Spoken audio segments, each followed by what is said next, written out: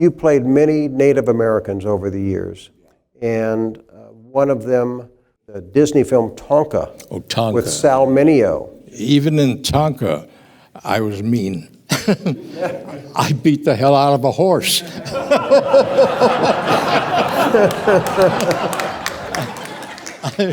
It's nice to find your calling.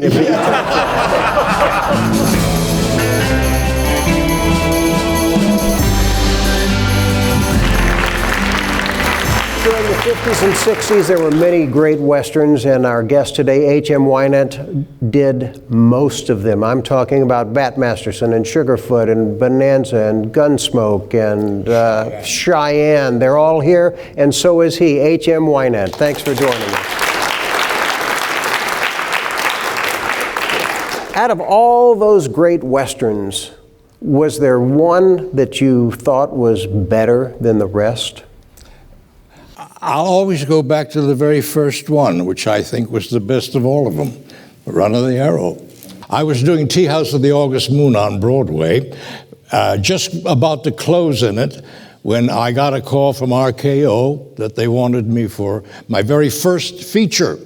So they brought me out to California, and I met our director, producer, Sam Fuller. They got me a place to live. It was a sort of a bungalow across the street from a Ralph's Market, I remember. And they would send a limousine to me every day to take me out for archery lessons, and then bareback horseback riding, which I could do anyway. I was always brought up on a horse. So I had 2 weeks of that, which they don't do anymore, of teaching me how to ride bareback and shoot a bow and arrow while riding on a bareback horse. And here this, as a young boy in Detroit, in the Midwest, I played cowboys and Indians all the time. I was just 8 years old or so, and here they're going to pay me to play cowboys and Indians. And I thought that was just great. So anyway, I went through two weeks of instruction. And then I met Sam Fuller, and we shot it in Utah, in St. George, Utah. Beautiful area. Right, and that's where I met Charlie Bronson, who was the other end. He played the chief, and I played Crazy Wolf. And I'm trying to remember who was in it. Rod Steiger, J.C. Flippin, Sarita Montiel. And Tim McCoy, the silent movie and B-Western star, Tim McCoy had a small part in that too. He might not have gone to the location where you were. Well, that was at the beginning. He was at the very beginning, and when Rod Steiger shot Ralph Meeker, who was a Union soldier, and he didn't kill him. He went over, and that's how the picture starts. And he went over, and Ralph was still alive. They brought him to the med tent. And as he was being serviced and taking the bullet out, Rod Steiger looked at the bullet and said, "I only missed because it's warped." And he took the bullet with him, and he became an Indian. As he was trying to become an Indian, Crazy Wolf, which was me and my band, ran into him, and that created the Run of the Arrow. I gave him a chance for his life, the Run of the Arrow. I would fire an arrow as far as I could, and we would take his shoes off. He'd go barefoot. He'd pick up the arrow, run for his life while I chased him and tried to kill him. Of course, I was wearing shoes, he wasn't, and we're in the middle of the desert. But it's a great story, and it is. It's very political story. It's very valid today. Sam Fuller, just about all the movies he made were on a political nature. They were, and he wrote most of his films. He wrote, produced, and directed all of them. And had the freedom, because these were independent films, so he was able to put on screen what he believed, what he liked. Steel Helmet. Steel Helmet was a great movie, but all his movies were political. A unique director, because he directed, produced, he did everything. He cast, He had 100% of everything that went into his movie was his doing.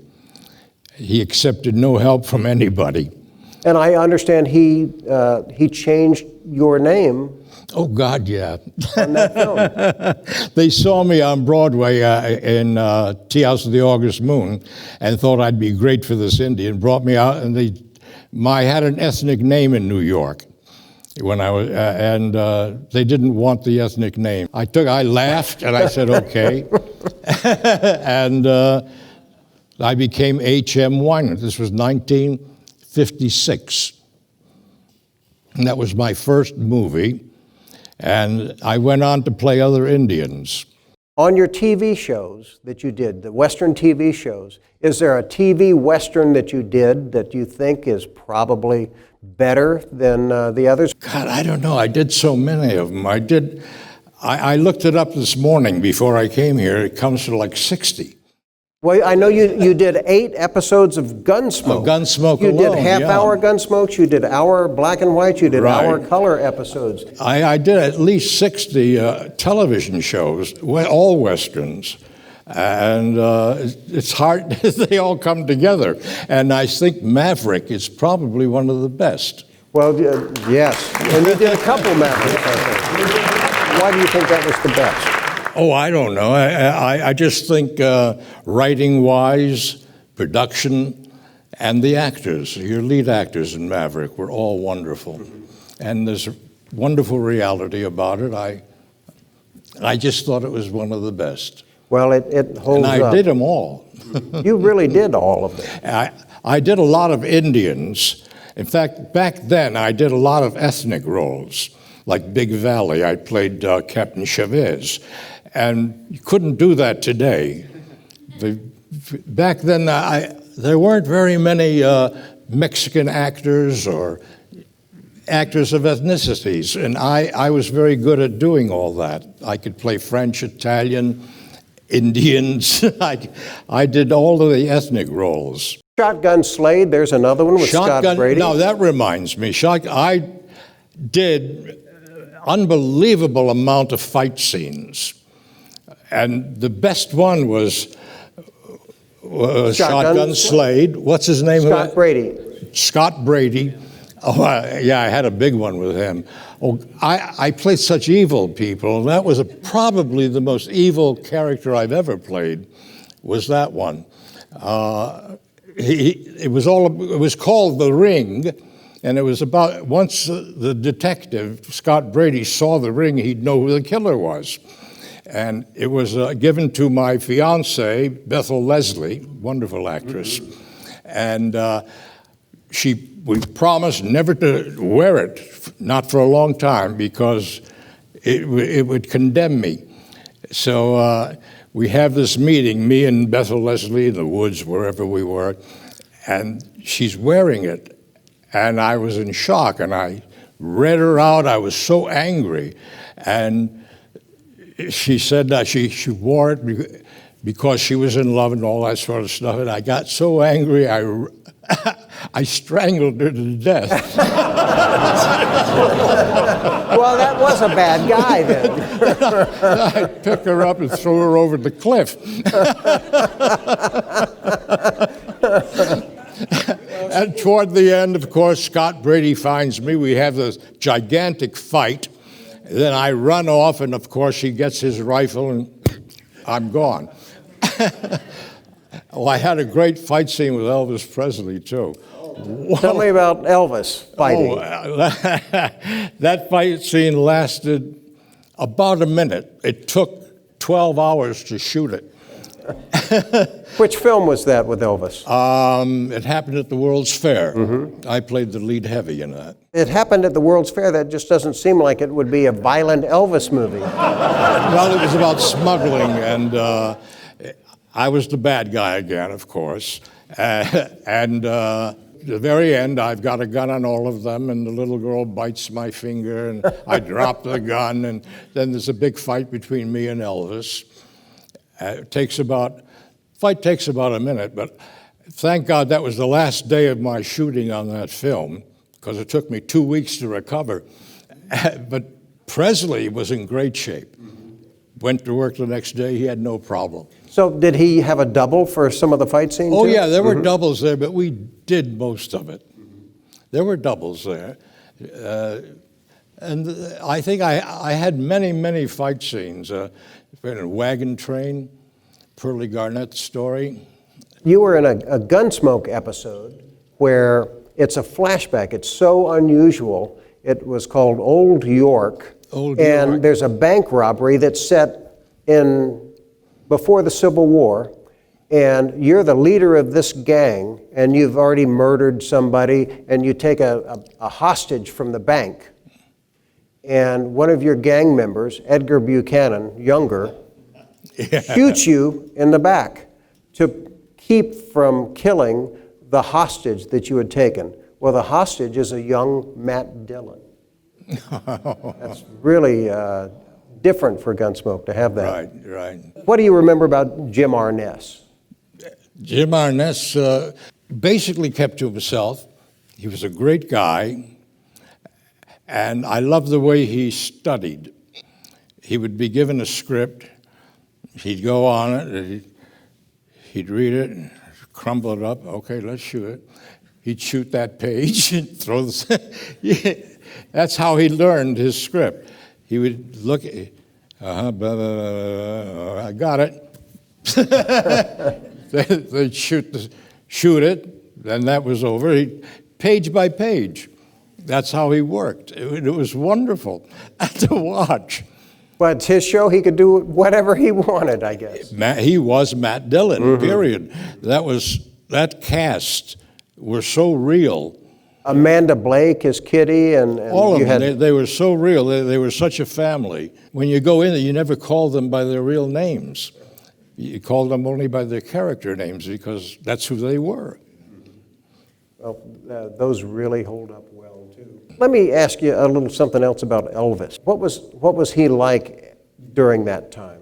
Who? Elvis Presley. Oh, Elvis. Elvis was wonderful. He really was. I actually met him after the shoot at, I think, Schwab's drugstore in Beverly Hills, and I admired his watch because he had a Rolex with the red and blue bezel. I said, what a fabulous watch. He took it off and gave it to me. Did you like his car, too? I should have. But he was unbelievably generous, nice, decent human being. He really was. He was great. And he was a fabulous singer. He sure was. Now, you've been making a couple of these very unique comedy two-reelers. And everybody thought comedy two-reelers were gone, but they're back. Yeah, I know. Biffle and Schuster, and you're in a couple of those. How did that come about? Well, Michael Schlesinger, I don't know, he wanted me, he thought I'd be right for the part, which I was. It was an over-pedantic Englishman, no, American, who spoke with an English accent, but he was an American. And it was very funny. It really, I can't describe it, but it was extremely funny. These are a tribute to the Three Stooges and to Laurel and Hardy and all of That's what he did. Wonderful two-reel comedies of the 30s. I played very straight for him, and the lines were hysterical. It was very funny. You got to see it if it ever comes around. Well, I think it's on, right now it's on Netflix, available on Netflix. Oh, good. But they're black and white, shot in black and white. Right, he did too. it in black and white, yeah. And with the same style that those great comedies were filmed. You played many Native Americans over the years, and one of them, the Disney film Tonka, Tonka. With Sal Mineo. Even in Tonka, I was mean. I beat the hell out of a horse.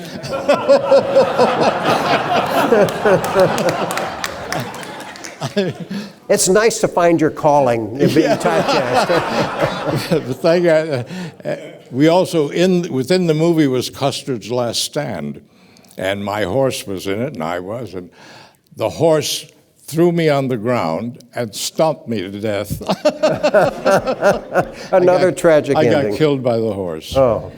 Well, thank you for being here, H.M. My pleasure. Thanks for watching. Subscribe, share, and tell your friends, because we and you, we're all going to keep the Western history alive.